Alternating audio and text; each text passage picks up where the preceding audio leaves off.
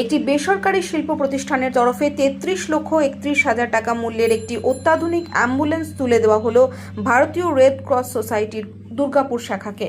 বৃহস্পতিবার সিটি সেন্টারে এক অনুষ্ঠানে অ্যাম্বুলেন্সটির উদ্বোধন করেন পুরসভার মুখ্য প্রশাসক অনিন্দিতা মুখোপাধ্যায়।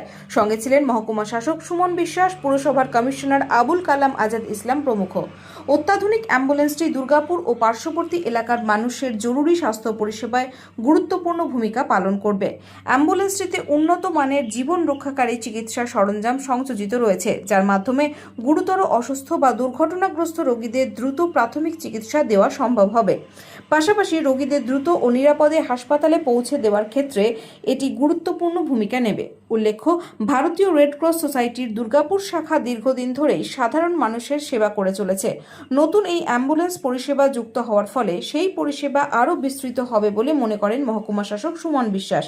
পুরসভার মুখ্য প্রশাসক অনিন্দিতা মুখোপাধ্যায় বলেছেন, একটি বেসরকারি শিল্প প্রতিষ্ঠানের সামাজিক দায়বদ্ধতার অংশ হিসাবে এই অত্যাধুনিক অ্যাম্বুলেন্স প্রদান নিঃসন্দেহে প্রশংসনীয় পদক্ষেপ।